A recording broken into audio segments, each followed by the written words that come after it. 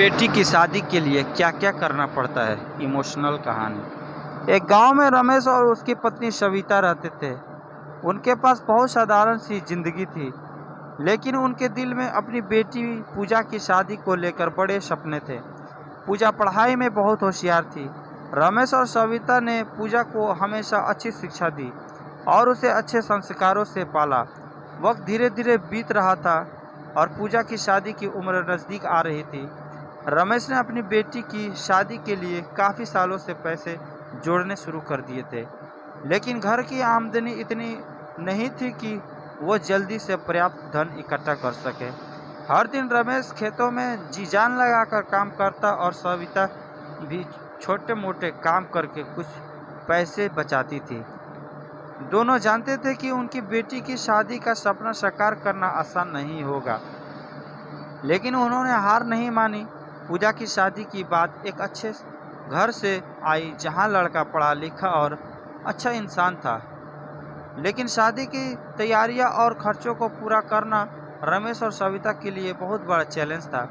वह दिन रात मेहनत करते, अपने सारे अरमानों को किनारे रखकर वे केवल पूजा के भविष्य के बारे में सोचते।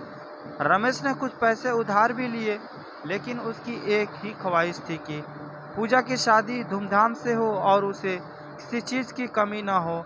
सविता ने भी अपनी कुछ कीमती चीज़ें बेच दी जो उसके लिए बहुत मायने रखती थी। उन्होंने हर तरह से कोशिश की कि पूजा की शादी अच्छे से हो सके। आखिरकार वो दिन आ गया जब पूजा की शादी होनी थी। रमेश और सविता की मेहनत और त्याग रंग लाया। शादी बड़ी धूमधाम से हुई और पूजा बहुत खुश थी। उसकी आंखों में अपने माता पिता के प्रति आभार और प्यार था, क्योंकि वो जानती थी कि उन्होंने उसके लिए कितना कुर्बानियाँ दी है। रमेश और सविता को गर्व था कि उन्होंने अपनी बेटी के लिए सब कुछ किया और उसे एक अच्छे परिवार में विदा किया। शादी के बाद पूजा अपने ससुराल चली गई, लेकिन रमेश और सविता के दिल में उसकी यादें हर पल बसी थी। बेटी को विदा करना उनके लिए कितना खुशी का मौका था, उतना ही दर्द भरा भी। पूजा की हंसी, उसकी बातें और घर में उसकी मौजूदगी अब एक मीठी याद बन चुकी थी। ससुराल में पूजा खुश थी, क्योंकि वहाँ उसे सभी लोग प्यार करते थे।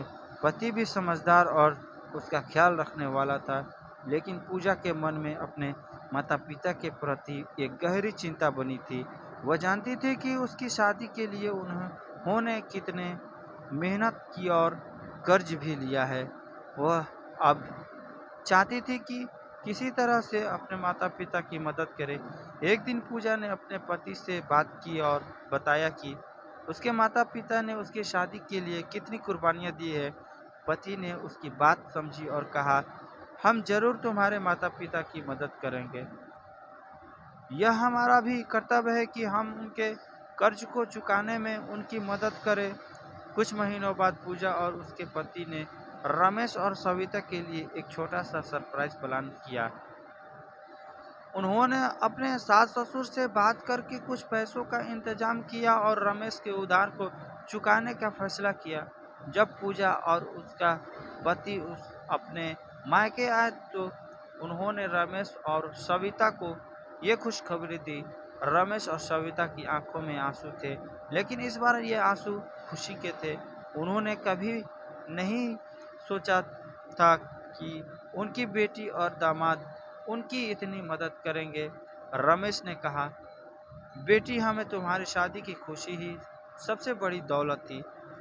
हमने जो भी किया तुम्हारे भविष्य के लिए किया, लेकिन तुम्हारा इस तरह से सोचना हमारे लिए किसी आशीर्वाद से कम नहीं है। इस तरह रमेश और सविता का जीवन पहले से आसान हो गया। वे अब चैन से जी रहे थे, इस संतोष के साथ कि उनकी बेटी एक अच्छे घर में है और उसने उनकी सारी मेहनत का सम्मान किया। पूजा और उसका पति भी यह समझते थे कि सच्ची खुशी परिवार के त्याग और प्यार में है, और उन्होंने अपने माता पिता के साथ इस रिश्ते को और मजबूत बना लिया। रमेश और सविता को अब अपने बुढ़ापे की कोई चिंता नहीं थी, क्योंकि उनकी बेटी और दामाद उनके साथ हमेशा खड़े थे।